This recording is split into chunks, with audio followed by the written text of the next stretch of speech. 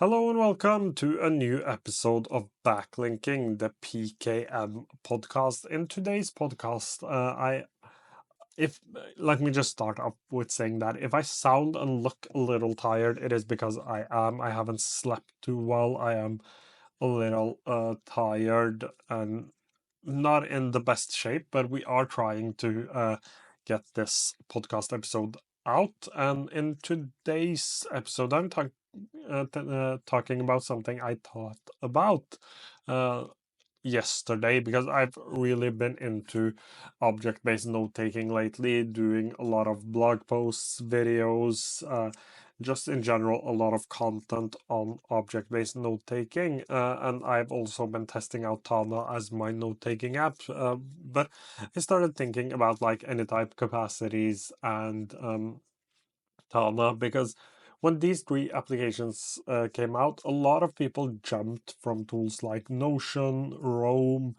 from Obsidian, even Logsec, a lot of like applications that um, y- you thought would stick around, or you thought people would never jump from those applications to another one.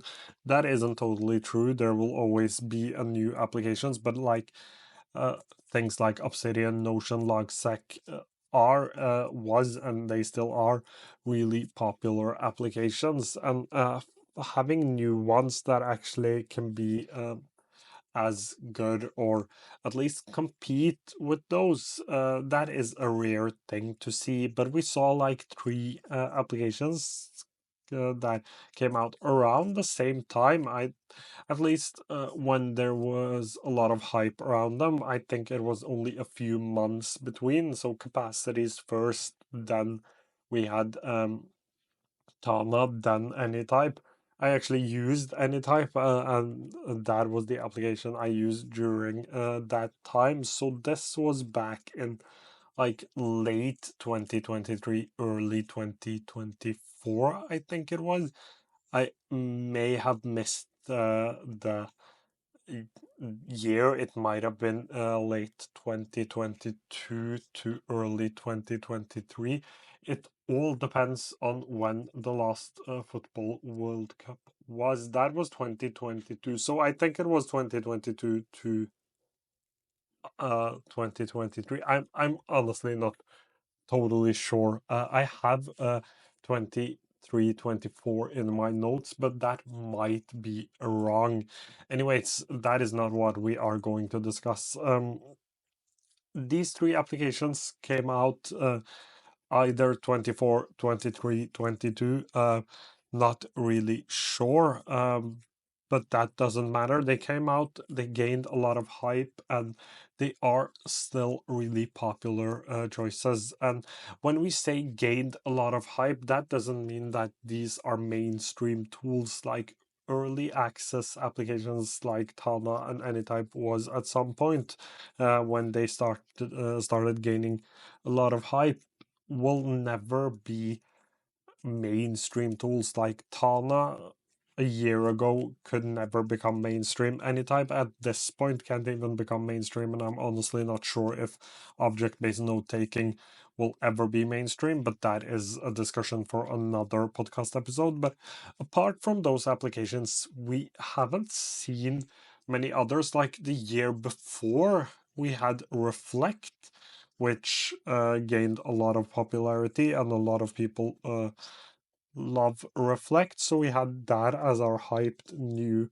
application, making waves. I would say, like, if I were to talk about these applications when they first came out, I would say that they made waves in the productivity community and the PKM community. I haven't seen many of those applications lately. Like, we had a Fine Pro, which is an open source like Notion with whiteboarding abilities, that gained a lot of hype, but then people stopped talking about it as much. We had, or we still have Lazy, which is this AI tool on the Mac. I think they have a web version too, which I really like. I think it is an amazing application, but the development is so slow. People have been on the wait list for what feels like forever. I came in around a year ago. It was still really early. I lost a couple of my notes and I just stopped using it because it currently, or at least back when I was trying it out, it was 30 USD for 3 months, so 10 USD each month, which I think is expensive for an early access application. Um, so I just stopped using it, even though I think $10 each month for a regular fully fledged application is an okay pricing. But Lazy was looking really interesting, but the development has been slow.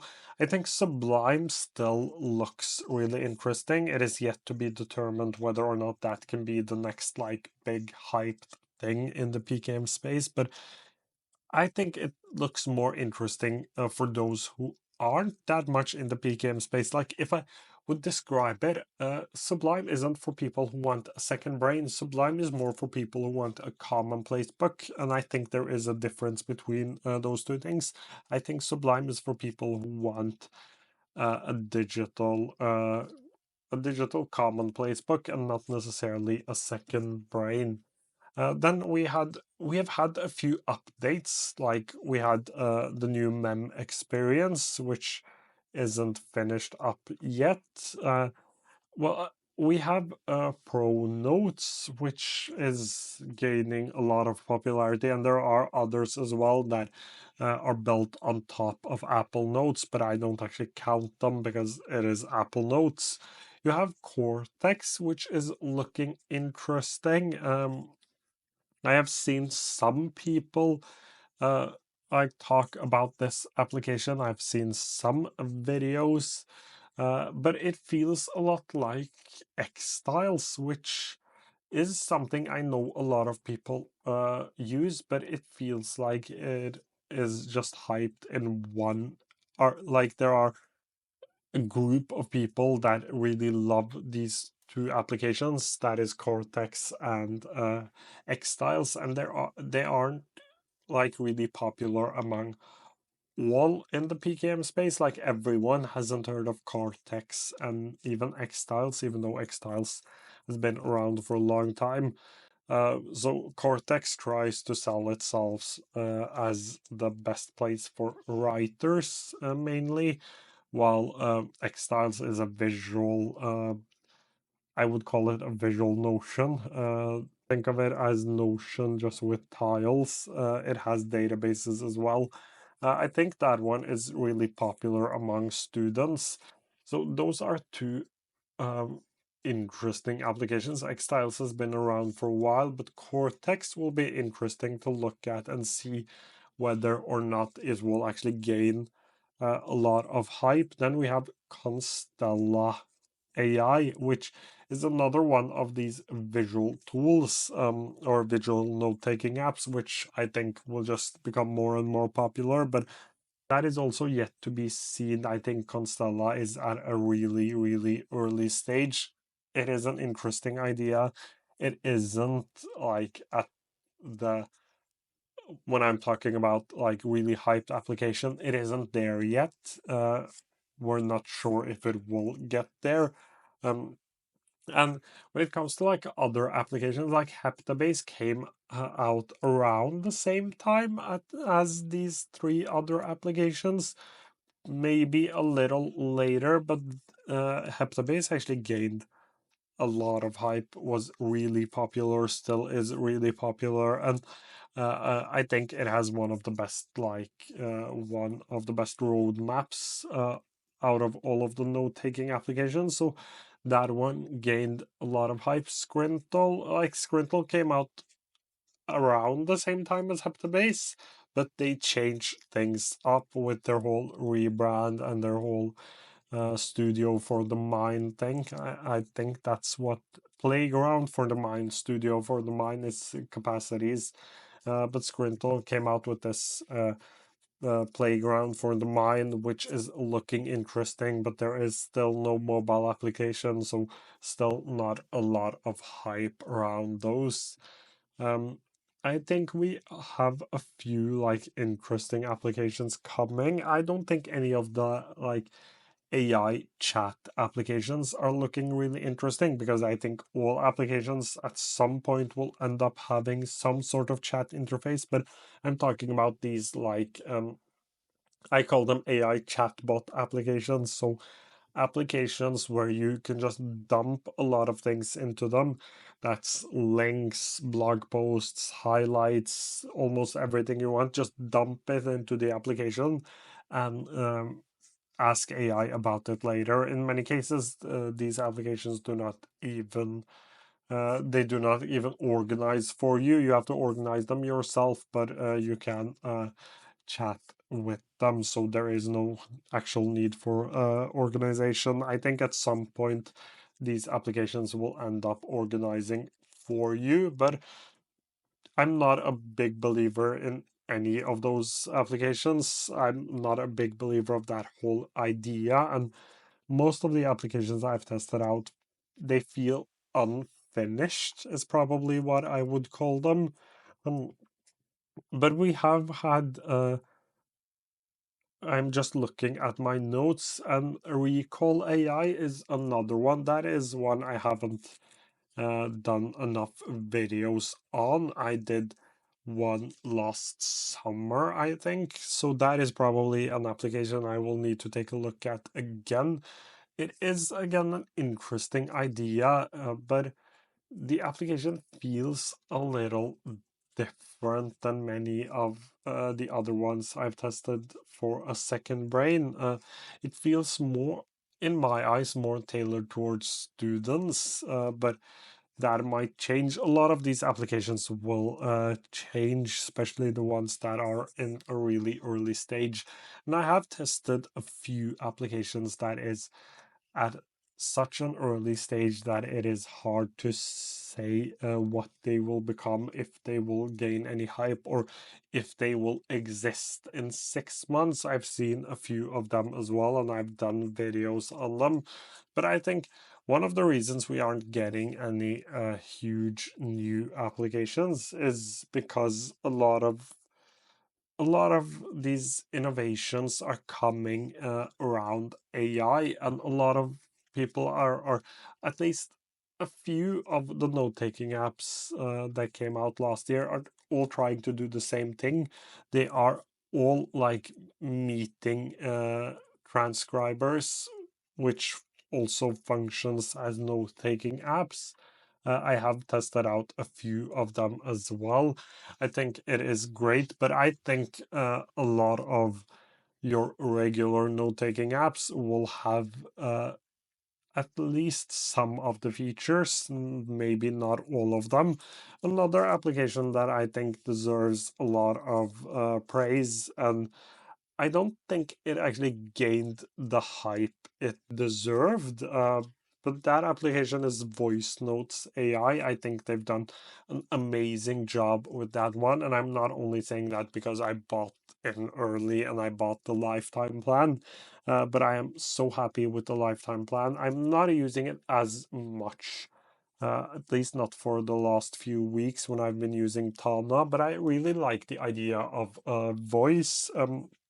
I think they spent a little too long actually getting the ability to type out your notes, because if you're like me and you sit in an open office environment, it is really hard to just pick up your phone or your open up your computer and talk out your ideas. That doesn't work out. So I think they spent a little bit too long on that. I still think that the whole especially the writing experience needs a little bit of work, but I love the fact that they've added images. I think the AI chat is great. I think the overall experience of that application is really good. Another cool one is Cleft Notes does a lot of the same things. The issue with that one is that it is iOS and Mac OS. but I think voice notes applications will, at least one or two of them will, like, let's just call them like winners of the space. I think people will have one, maybe at least one, like voice note application. I think most people will have that. So what I was trying to say is that one or two of these voice notes applications will become really popular and people will use them. At least people in the PKM and productivity space. Another one is this application called Otter Notes. I used that a lot before I got into PKM, but that is another one of these voice notes applications that I really do like. It has gotten a lot better since I used it, but it has been around for a long time. It is quite limited on the free plan, and it is also turning more into notes a meeting notes tool rather than just a voice notes note-taking app. So that is actually my thoughts around those applications. I also think I think it would be great to see some innovation in the like handwriting tool experience, because Notability, Good Notes, Agenda Notes, which are the three like most popular ones, I think it is at least the three I have tested out. They've been around for a while, and I think most people know of Good Notes. That is the application I think most people are using. So I would love to see something happen there. I think the voice notes applications look really interesting. I think object-based note-taking looks really interesting. I think we will have more object-based note-taking apps. And I've also seen a lot of like new innovations in already existing applications. So Craft changed the way they or Craft changed their whole experience actually from being docs to being more of a personal note-taking app. Mem finally came out with Mem 2.0. That isn't finished yet, but we've seen a lot of upgrades there. Um, and the last like thing I'm really excited about is visual note-taking apps. I think we will have more.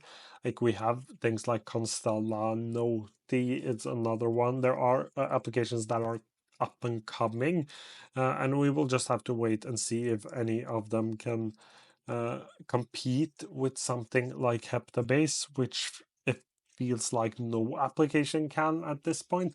But all of this is like my personal thoughts on the current state of note-taking and note-taking applications. And all of this is to say that there are a lot of exciting things happening in the space, and I can't wait to keep covering productivity apps in the future. So that covers it for today's episode. If you have any questions, as usual, leave them down below. I will try to get to them as soon as I can. Thank you so much for watching or listening to today's episode.